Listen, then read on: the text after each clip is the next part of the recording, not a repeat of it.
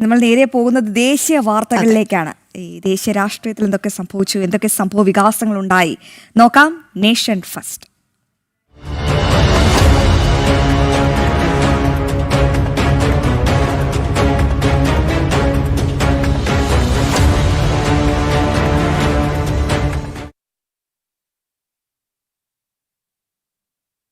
അങ്ങനെ നമ്മൾ ദേശീയ വാർത്തകളിലേക്ക് പോകുമ്പോൾ ഡൽഹിയിൽ നിന്നും എസ് ശ്രീകാന്ത് ചേരുന്നുണ്ട് നമ്മളോടൊപ്പം ദേശീയ വാർത്തകളൊക്കെ പങ്കുവയ്ക്കുന്നതിനായി. Srikanth, good morning.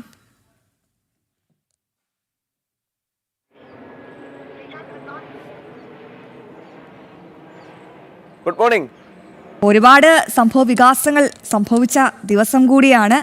ഒരുപാട് രാഷ്ട്രീയ വാർത്തകളുണ്ട്. അപ്പോൾ പ്രേക്ഷകർക്കായി ഇന്ന് എന്തൊക്കെ ദേശീയ വിരുന്നാണ്, അത് പ്രേക്ഷകരിലേക്ക് എത്തിക്കാം.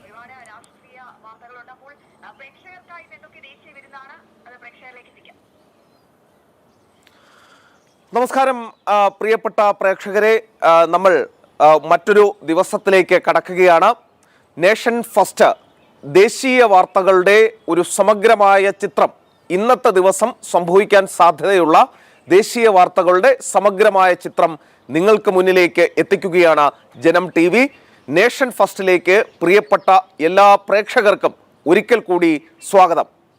നമ്മളിനി ഇന്നത്തെ ആദ്യത്തെ വാർത്ത അത് മറ്റൊന്നും തന്നെയല്ല, ബംഗാൾ തെരഞ്ഞെടുപ്പാണ്. നമ്മൾ കഴിഞ്ഞ കുറച്ച് ദിവസങ്ങളായി ബംഗാൾ തെരഞ്ഞെടുപ്പിനെ കുറിച്ച് റിപ്പോർട്ട് ചെയ്യുന്നുണ്ട്. ബംഗാൾ തെരഞ്ഞെടുപ്പിലെ ഓരോ സ്പന്ദനങ്ങളും നമ്മുടെ പ്രേക്ഷകരുടെ മുന്നിലേക്ക് എത്തിക്കുകയും ചെയ്യുന്നുണ്ട്. ഇന്ന് പശ്ചിമ ബംഗാൾ രണ്ടാം ഘട്ട തെരഞ്ഞെടുപ്പിലേക്ക് പോവുകയാണ്. പ്രിയപ്പെട്ട പ്രേക്ഷകരെ, ഈ തെരഞ്ഞെടുപ്പിനെ സംബന്ധിച്ചിടത്തോളം ബംഗാളിൻ്റെ ഭാവി അത് എന്താകും എന്നുള്ളത് തീരുമാനിക്കുന്ന ഒരു ദിനം കൂടിയാണ് ഇന്ന്. ഒന്നാം ഘട്ട തെരഞ്ഞെടുപ്പ് കഴിഞ്ഞു. രണ്ടാം ഘട്ട തെരഞ്ഞെടുപ്പ് നടക്കുമ്പോൾ അത് തൃണമൂൽ കോൺഗ്രസിൻ്റെ പരമ്പരാഗത കോട്ടകളിലാണ് ഈ തെരഞ്ഞെടുപ്പ് നടക്കാൻ പോകുന്നത് എന്നുള്ള ഒരു പ്രത്യേകത കൂടി ഉണ്ട്. ഈ തെരഞ്ഞെടുപ്പിൽ BJPയെ സംബന്ധിച്ചിടത്തോളം നോക്കുകയാണെങ്കിൽ അവർ ഏതെങ്കിലും ഒരു തെരഞ്ഞെടുപ്പിൽ ഇത്രയധികം ശക്തമായി ഒരു പോരിനിറങ്ങിയിട്ടുണ്ടോ എന്ന് ചോദിച്ചാൽ നിസ്സംശയം നമുക്ക് പറയാം, മുൻപൊരു തെരഞ്ഞെടുപ്പിലും BJP ഇതുപോലെ ഒരു അഗ്രസീവായ ഒരു പ്രചാരണത്തിലേക്ക് പോയിട്ടില്ല എന്നുള്ളത്. പ്രധാനമന്ത്രി നരേന്ദ്രമോദി 9 ദിവസമാണ് ഈ ബംഗാളിൽ തുടർച്ചയായി ചിലവഴിച്ച് പ്രചാരണ രംഗത്ത് അദ്ദേഹം മുന്നേറിയത്. കേന്ദ്ര ആഭ്യന്തരമന്ത്രി അമിത്ഷാ ഏതാണ്ട് 16 ദിവസത്തിലധികം ബംഗാളിൽ ചിലവഴിക്കുകയുണ്ടായി. കേന്ദ്ര ക്യാബിനറ്റിലെ എല്ലാ മന്ത്രിമാരും, പ്രധാനപ്പെട്ട എല്ലാ മുഖ്യമന്ത്രിമാരും ബംഗാളിൽ ചിലവഴിക്കുകയുണ്ടായി. ഓരോ MP-മാർക്ക് ഓരോ മണ്ഡലങ്ങളിൽ പ്രത്യേക ചുമതല നൽകി അവിടെ ഇറക്കുകയും ചെയ്തു. അതായത് ഒരു തരത്തിലും വിജയം അല്ലാതെ മറ്റൊന്നും പ്രതീക്ഷിക്കുന്നില്ല എന്നുള്ളതാണ് BJP മുന്നോട്ട് വെച്ചത്. എന്നാൽ തൃണമൂൽ കോൺഗ്രസിനെ സംബന്ധിച്ചിടത്തോളം തങ്ങളുടെ ഉരുക്ക് കോട്ടയിൽ പുറത്തു നിന്നൊരാളെയും കടന്നു കയറാൻ അനുവദിക്കില്ല എന്നുള്ളതാണ് ബംഗാൾ മുഖ്യമന്ത്രി കൂടിയായ മമതാ ബാനർജിയുടെ നിലപാട്. പശ്ചിമ ബംഗാൾ നിയമസഭാ തെരഞ്ഞെടുപ്പിലെ അവസാനഘട്ട വോട്ടിംഗ് ഇന്നാണ്. 142 മണ്ഡലങ്ങളിലായി 3,21,00,000 വോട്ടർമാരാണ് വിധി എഴുതാൻ പോകുന്നത്.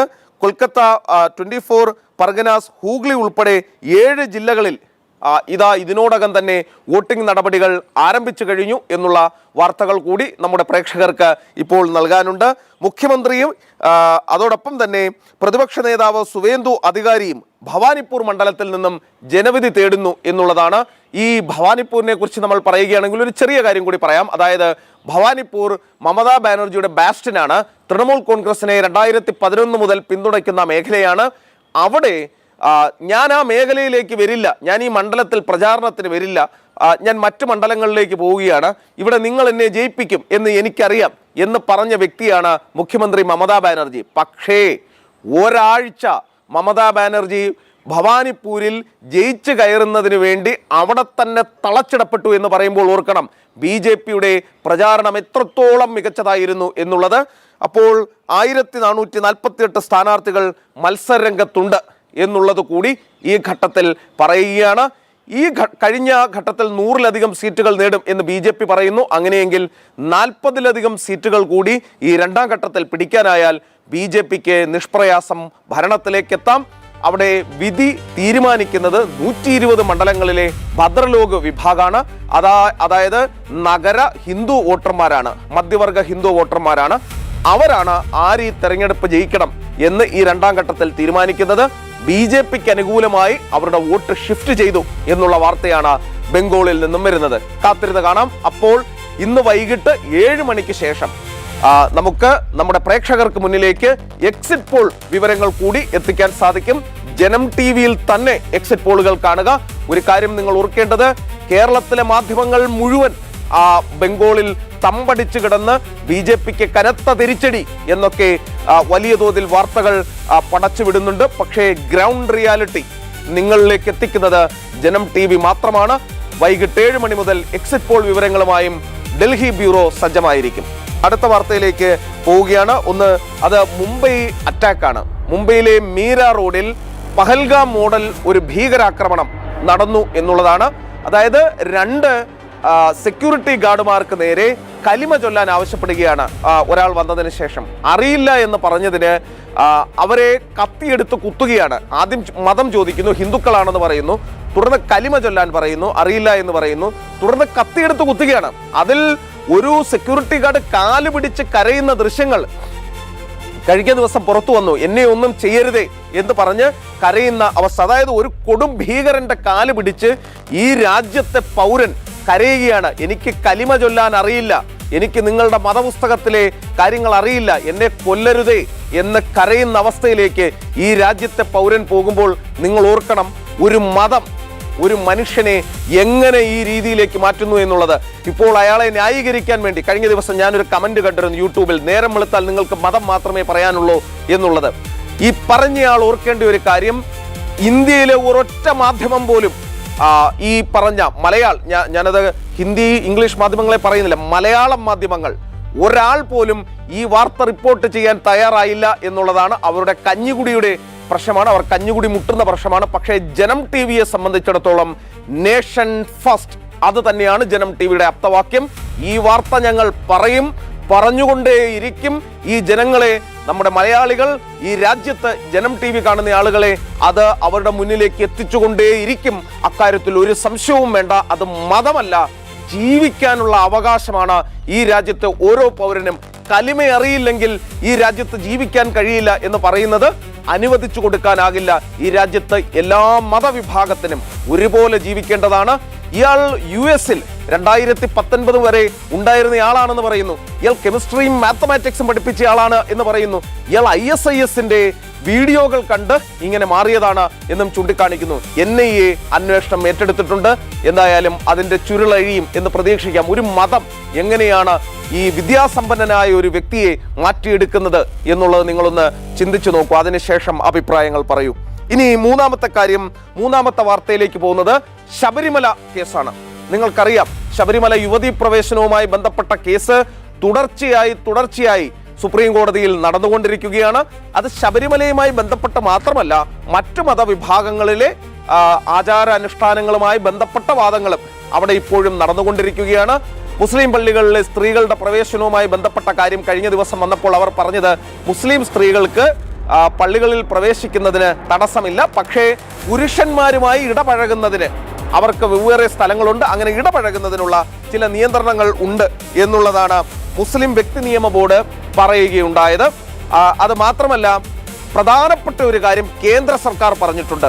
അത് നിങ്ങൾ ഓരോരുത്തരും അറിഞ്ഞിരിക്കേണ്ടതാണ്. സർക്കാരിന്റെ ക്ലച്ചസിൽ നിന്നും ക്ഷേത്രങ്ങളെ മോചിപ്പിക്കണം, സർക്കാർ ക്ഷേത്രങ്ങൾ നടത്തേണ്ടതില്ല എന്നൊരു നിലപാട് കൂടി കേന്ദ്ര സർക്കാർ സുപ്രീം കോടതി മുമ്പാകെ വെച്ചിട്ടുണ്ട്. അതിലൊക്കെ തന്നെ തുടർന്നുള്ള ദിവസങ്ങളിൽ വാദങ്ങൾ ഉണ്ടാകും എന്ന് തന്നെയാണ് നമ്മൾ പ്രതീക്ഷിക്കുന്നത്. മറ്റൊന്ന്, ഗുജറാത്തിലെ BJPയുടെ തകർപ്പൻ വിജയമാണ്. കഴിഞ്ഞ ദിവസമാണ് അതിന്റെ റിസൾട്ട് വന്നത്. ഇന്നലെ രാത്രിയോടെയാണ് എല്ലാ കണക്കുകളും പുറത്തേക്ക് വരികയുണ്ടായത്. അതായത് ആം ആദ്മി പാർട്ടി സൂറത്തിൽ വലിയ വിജയം നേടാൻ പോകുന്നു, BJP അട്ടിമറിക്കാൻ പോകുന്നു എന്നുള്ള വലിയ വാർത്തകളൊക്കെ തന്നെ പോയിരുന്നു. വെറും 4 സീറ്റ് കൊണ്ട് സൂറത്തിൽ ആം ആദ്മി പാർട്ടിക്ക് തൃപ്തിപ്പെടേണ്ടി വന്നു. കോൺഗ്രസിന്റെ പൊടി പോലുമില്ല കണ്ടുപിടിക്കാൻ എന്നുള്ളതാണ് അവസ്ഥ. ആ കണക്കിലേക്കൊന്ന് പോയി കഴിഞ്ഞാൽ മുനിസിപ്പാലിറ്റീസ്, അതായത് കോർപ്പറേഷനുകൾ, 15 കോർപ്പറേഷനിൽ 15ഇടത്തും BJP അസാധ്യമായ വിജയം നേടി എന്നുള്ളതാണ് ഗുജറാത്തിൽ നിന്നും നൽകാൻ കഴിയുന്ന വാർത്ത. യൂസഫ് പത്താൻ നമ്മുടെ മുൻ ക്രിക്കറ്ററാണ്, തൃണമൂൽ കോൺഗ്രസിന്റെ ഇപ്പോഴത്തെ MP ആണ്. അദ്ദേഹം പറഞ്ഞത് ഇനിയൊരു 50 കൊല്ലത്തേക്ക് കൂടി BJP ഗുജറാത്ത് ഭരിക്കും, അതിന് നേർക്ക് കണ്ണടച്ചിട്ട് കാര്യമില്ല എന്നുള്ളതാണ്. അദ്ദേഹത്തിന് വെളിവും വെള്ളിയാഴ്ചയും ഉണ്ട് എന്നുള്ളത് ഈ ഘട്ടത്തിൽ പറയാൻ സാധിക്കൂ. അദ്ദേഹം പറഞ്ഞതിനെ സാധൂകരിക്കുന്ന വാർത്തകളാണ് പുറത്തു വരുന്നത്. അതായത് 1044 സീറ്റിൽ മുനിസിപ്പാലിറ്റി എടുത്താൽ 937 സീറ്റുകളും BJP പിടിച്ചു എന്നുള്ളതാണ്. കോൺഗ്രസ് വെറും 95, ആം ആദ്മി പാർട്ടി വെറും 6 സീറ്റുകൾ. ഇനി നഗരപാലികയിലേക്ക് വരികയാണെങ്കിൽ 2624 സീറ്റുകളിൽ 1976 സീറ്റുകളും BJP നേടി. 484 കോൺഗ്രസ്, ആം ആദ്മി പാർട്ടി 25 സീറ്റുകൾ. ഇനി ജില്ലാ പഞ്ചായത്തുകളിലേക്ക് വരികയാണെങ്കിൽ 1090 ജില്ലാ പഞ്ചായത്ത് സീറ്റുകളിൽ 893 BJP, 141 Congress, 55 Aam Aadmi party. 5234 സീറ്റുകളുള്ള taluk panchayat കണക്കെടുക്കുകയാണെങ്കിൽ 3829 BJP നേടിയിരിക്കുന്നു.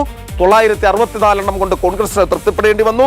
Aam Aadmi party 360 സീറ്റും ആണ് നേടിയത്. ഗുജറാത്ത് തെരഞ്ഞെടുപ്പ് എന്ന് പറയുന്നത് ഇനി വരാൻ പോകുന്ന നിയമസഭാ തെരഞ്ഞെടുപ്പുകളൊക്കെ തന്നെയുണ്ട്. അതിൻ്റെ ഒരു സെമി ഫൈനൽ എന്ന് വേണമെങ്കിൽ നമുക്ക് കരുതുക കൂടി ചെയ്യാം. അവിടെ ഗുജറാത്തിൽ BJPയുടെ വേരറുക്കാൻ തൽക്കാലം ആരുമില്ല എന്നുള്ളതാണ് ഇതിൽ നിന്നും തെളിയുന്നത്. എന്തായാലും ഈ തെരഞ്ഞെടുപ്പ് വിജയം ഗുജറാത്തിൽ ആം ആദ്മി പാർട്ടിയുടെ ഉയർച്ച കാണാൻ പോകുന്നു. ഗുജറാത്തിൽ കോൺഗ്രസിന്റെ ഒരു വലിയ തിരിച്ചുവരവിലേക്ക് കാര്യങ്ങൾ എത്താൻ പോകുന്നു എന്നൊക്കെ പ്രചാരണം നടക്കുമ്പോഴാണ് BJPയുടെ ഭാഗത്തൊന്നും ഈ ഒരു നീക്കം ഉണ്ടാകുന്നത്. എന്തായാലും ഇന്നത്തെ നേഷൻ ഫസ്റ്റിലെ പ്രധാനപ്പെട്ട വാർത്തകൾ ഇവയൊക്കെയാണ്. ഏറ്റവും പ്രധാനപ്പെട്ട വാർത്ത ഞാൻ നേരത്തെ പറഞ്ഞത് ബംഗാൾ തെരഞ്ഞെടുപ്പ് തന്നെയാണ്. ബംഗാളിന്റെ ഭാവി നിർണ്ണയിക്കാൻ പോകുന്ന തെരഞ്ഞെടുപ്പാണ്. അതിലെ ഓരോ വാർത്തയും, ഓരോ നിമിഷവും, ഓരോ പെർസെൻറ്റേജ് വൈസ് വാർത്തയും, അവിടുത്തെ ഓരോ സംഭവ വികാസങ്ങളും, ഓരോ മേഖലയിൽ എത്ര ശതമാനം വോട്ടുകൾ വീണു എന്നതടക്കം ജനം TV കൃത്യമായി കാണുക. അതിൽ അപ്ഡേറ്റ് ചെയ്തുകൊണ്ടേയിരിക്കും. ഡൽഹി ബ്യൂറോയിൽ നിന്നും വൈകിട്ട് 7 മണി മുതൽ നമുക്ക് ഈ എക്സിറ്റ് പോളുകളുമായി ബന്ധപ്പെട്ട വിവരങ്ങൾ, വിശദാംശങ്ങൾ കൂടി കാണാം. തൽക്കാലം നേഷൻ ഫസ്റ്റ് പ്രിയപ്പെട്ട പ്രേക്ഷകരെ ഇവിടെ അവസാനിപ്പിക്കുകയാണ്. ഇപ്പോൾ സമയം ഏതാണ്ട് 8:15 ആകാറായിരിക്കുന്നു. നേഷൻ ഫസ്റ്റിന്റെ സമയം ഇന്നിവിടെ അവസാനിക്കുന്നു. ഡൽഹിയിൽ ഒരു സന്തോഷ വാർത്ത കൂടി പറയാനുള്ളത്, കഴിഞ്ഞ ദിവസം കേരളത്തിലൊക്കെ തന്നെ ഈ ചൂടിന് ശമനമായി മഴ പെയ്തിരുന്നു. ഡൽഹിയിലും ഇന്ന് രാവിലെ പുലർച്ചെ ഒരു 3 മണി മുതൽ തുടർച്ചയായി മഴയായിരുന്നു. ഇപ്പോഴൊന്ന് മാറി നിൽക്കുന്നതേയുള്ളൂ. അപ്പോൾ നല്ല അന്തരീക്ഷം, നല്ല വാർത്തകൾക്കുള്ള എല്ലാ സാഹചര്യവുമുണ്ട്. അപ്പോൾ നേഷൻ ഫസ്റ്റിന്റെ ഇന്നത്തെ എപ്പിസോഡ് ഇവിടെ അവസാനിപ്പിക്കുന്നു. ഇനി ഒരു ഇടവേള കൂടി വേണം. ഇടവേളയ്ക്ക് ശേഷം ന്യൂസ് ഡെസ്കിൽ നിന്നും നമ്മുടെ ആങ്കർമാർ നിങ്ങൾക്കൊപ്പം ചേരും. അപ്പോൾ ഇടവേള.